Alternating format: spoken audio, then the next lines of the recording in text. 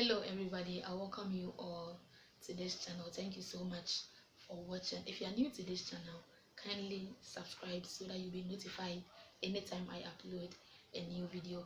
If you've already been here, thank you so much for subscribing, and thank you so much for sharing, and thank you so much for all you do to promote this channel and to help other people also improve their health. So over the years, I have noticed that one thing that majority of us do when a previous year is about coming to an end is for us to decide to do certain things, for us to decide not to do certain things anymore, for us to learn certain skills that we'll probably learn. But not many of us actually take into account certain resolutions or resolving to put in measures to take care of our physical well-being, that is our health, our organ systems, our body in totality. And that is what today's video is all about. I'm going to share with you some of the areas in which you should set your resolutions when it comes to taking care of your body, taking care of the various systems that you have in your body, so you live a healthy life.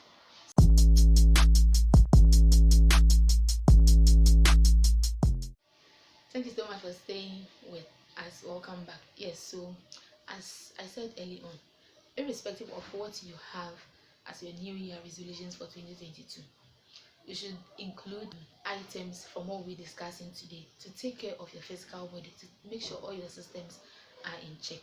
Okay, so what are some of the areas you could actually set resolution on? And first, we are going to talk about the area of your physical activity. Okay, so according to the World Health Organization, for adults between the ages of 18 to 64 years old, all such individuals should at least have a physical activity of between 150 to 300 minutes of aerobic exercise per week. Yes, so that's like between 3 hours to 5 hours of aerobic exercise per week. But of what intensity should this exercise be? It should be of a moderate intensity. Yes. Okay, so when we even talk about anaerobic exercise, what are some of the examples of aerobic exercise that we have? We have brisk walking, we have cycling, we have wheeling, and yes, any others that you could possibly think of. They actually help keep your heart in good shape, it keeps your mind in good shape, and then it keeps your overall body in good shape. Yes. And also, it also recommends that you either have this moderate exercise that I've spoken about, or you have 75 to 150 minutes of rigorous intensity aerobic exercises per week. Okay, so this also between like 2 to 3 hours of aerobic exercise, rigorous intensity aerobic exercise per week. So what do we mean by an exercise being moderate intensity and one also being of vigorous intensity? Okay, so for an exercise to be of moderate intensity, this is actually done using we have this FIT principle, or we have the SET principle. We'll be talking more about this in subsequent videos, so you could know how to apply them to yourself. But this is just a general overview. So for an exercise to be moderate, it's the kind of exercise you do at which your heart rate kind of increases a bit than your normal heart rate. Okay, so the normal range of heart rate an adult would have is between 60 to 100 beats per minute. So let me say, ideally for you, your heart rate is 70 beats per minute. If you involve yourself in an exercise that actually increases it a bit higher than the 70 beats per minute, your exercise could be said to be of a moderate intensity exercise. Yes, and then your exercise could be said to be of a vigorous intensity exercise if let me say the exercise you choose to do is to jog. Okay, yes, the exercise you choose to do is to jog. So when you involve yourself in jogging and you get to the point where you can't seem to go anymore, like get to your limit, the next area where you should actually have a resolution on to work on is your personal hygiene and your environmental health. Yes. Okay, so when we talk about personal hygiene, what are some of the things this resolution should cover? You should resolve on the number of times you bath that keeps you comfortable. Yes. You should wash your clothes regularly, and We should also make sure we practice proper routine hand washing. Yes, in subsequent videos to come, I'll be taking you through how to properly wash our hands. Yes, when we say we should wash our hands, it's not just about just putting our hands under running water and then just rubbing our hands, our palms on each other and say we've washed our hands. No, there's actually a way we wash our hands, proper routine hand washing.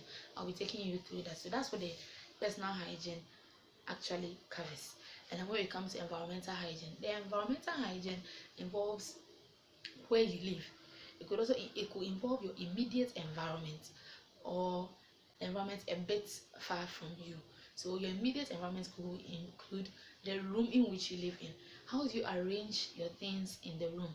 How do you lay your bed sheet? There is a way you could arrange things in your room, and there's a way you could lay your bed that could actually help you sleep comfortably. When you lay your bed without creases and cramps, you get to sleep comfortably, and it's like you get to sleep in a bed that makes you, it keeps your body, it gives you this good feeling for you to be able to even have a good sleep. Let me say maybe there are so many things on your bed, and there is book lying here, there is pen lying here, there is that lying here. You sleep and it's like you do not really feel that comfortable to be able to sleep. So when you properly lay your bed and you arrange things the way they are supposed to be, it improves ventilation in the room. And with improved ventilation in a room, you could actually have a good sleep. Yes, it helps solve the problem of insomnia. So if you're having insomnia, you could find out how the bed in which you sleep in is actually laid. Is it laid smoothly, or is laid haphazardly with anything at all on the bed, with things on the bed that could actually break you in the process of you sleeping and all of that. Yes. So on the environmental hygiene, we should also be able to keep our rooms clean, sweep the rooms regularly. If it's something you didn't do previously, you could actually adapt it. You could actually learn to sweep your room. As I always say, knowledge is progressive. If you didn't know something previously, there is no shyness in that. It's you admitting that you didn't know about this and now you know about this and you are changing. You put in measures to change. It's what matters. So if you didn't know this initially, now you know. The fact that your room is clean helps you breathe in fresh air. So your room should be well swept, and rubbish should be kept outside, kept in covered bins to prevent houseflies and other organisms from reinfecting your food. After you leave rubbish open. And then our surroundings should also, the weeds should also be cleared off to keep snakes and other animals away. Okay, so to the third point, where you should actually have a resolution on, is about healthy eating and a good diet. Healthy eating. Looking at your schedule of activities, at which times can you eat and still be able to involve yourself in a bit more activities before you go to bed?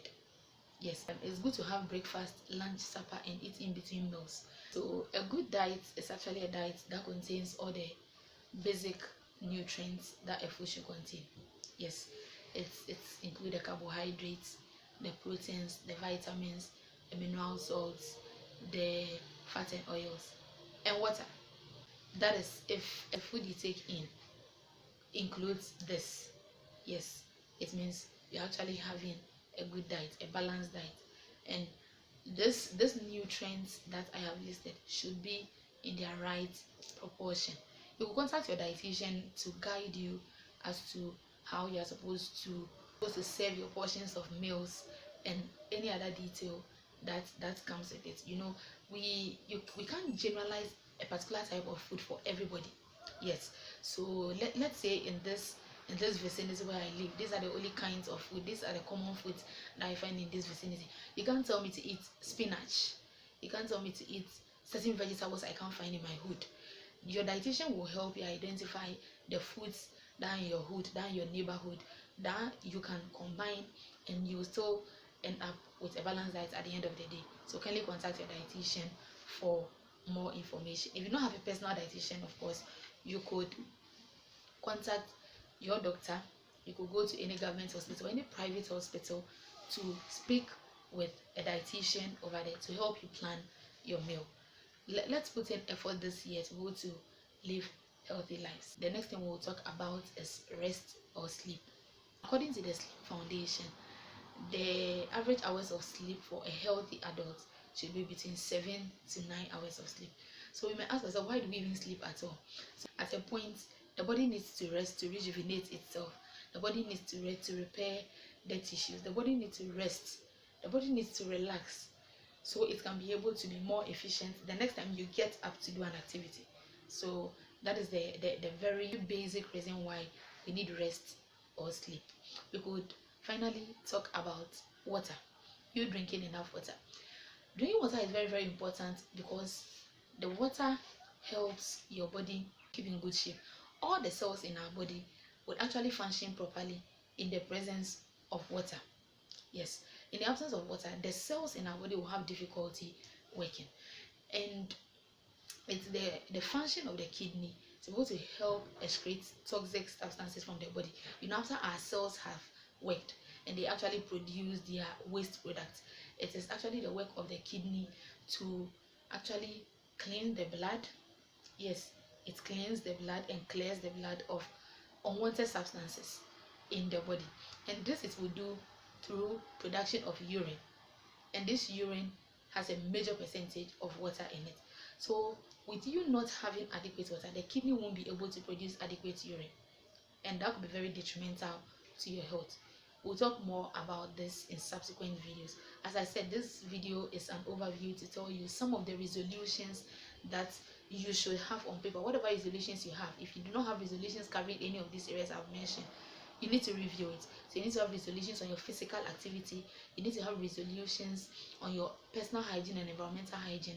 You need to have resolutions on your healthy eating and good dieting. You need to have resolutions on your rest or sleep. You need to have a resolution on taking in adequate amounts of water. Yeah, so before I end the video, how much water do we need to take for us to say it's okay? Okay, so according to the Mayo Clinic, it's recommended that we take at least 8 glasses of water a day. Yes, and you may ask yourself, how do I know if my body has had sufficient water? So you would know your body has had sufficient water if, one, you are rarely thirsty. Thirst is a mechanism the body uses to tell you that, my friend, there is low amount of water in your body, so try to take in water. So the fact that you are rarely thirsty is actually one sign that you probably have enough water in your body at a point in time. And then the fact that your urine is colorless or light yellow in color is also another sign that you have enough water in your body. So we could use these two signs to actually guide our intake of water. I hope you've understood everything that I have shared today. Okay, so let me give you an example of how to set this resolution. Okay, so this resolution, that's whatever resolution you want to set concerning any of the areas I've mentioned about, should be a SMART goal. Yes, you may ask yourself, aren't we tired of this SMART goal and all of that? Yes, we shouldn't be tired of it, because when you actually apply it to everything you do, it increases the viability of whatever you plan to do. Yes. Okay, so about S being specific. So one of my New Year resolution pertaining to physical activity, I'm using it as an example, pertaining to physical activity, is exercising at least 3 hours a week. So it's left to me to divide the time such that by the end of 7 days, by the end of a week, I would have exercised at least 3 hours a week. That's of aerobic exercises. That's the brisk walking, jogging, running, cycling. Yes, any of this. But I am choosing to do jogging. Yes. So that is me being specific. I want to be able to exercise at least 3 hours per week. So that will be like 30 minutes per day for me, for my jogging. So the M being measurable. How do I measure my success? I'll be able to measure my success if I'm actually able to achieve this 30 minutes of jogging per day here on campus. Yes. And so the A having to do with the attainable. Attainable has got to do with asking myself if I have the necessary resources to be able to jog at least 30 minutes a day. Yes, I have the resources. I have my jogging attire and I have my jogging boots. Yes, and of course I have my body. Yes, so I have the resources I need to be able to achieve this per day. And then about R being realistic. For a goal to be realistic, is basically you asking yourself if you're actually willing to and able to bring this goal to accomplishment. Yes, I am actually willing to do so because I want to have a healthy mind, I want to have a healthy body, and I want to have a healthy cardiovascular system. Yes, So it is something I'm willing to do. I know the benefits exercise comes with, so I'm willing to actually do it. Yes. And finally, the T standing for time bound. What time limit have I given to myself to have achieved this goal? And that is 1 week. Yes, because according to the World Health Organization, for a moderate intensity exercise, I should have had between 150 to 300 minutes. That's like between 3 to 5 hours of aerobic exercise per week. So that is what I'm using as my standard borderline. Yes. So you could also try something. You could also try what works for you, and follow your body to be able to know your limits. Yes, you could also contact your physiotherapist to guide you through this. I hope you've understood this. So you will apply this principle of SMART goals to any other resolution you want to set concerning the other areas, like your personal hygiene and environmental hygiene, your healthy eating and good diets, your rest and sleep, and then the intake of water. Thank you so much for staying with me. I'll see you next week. Bye.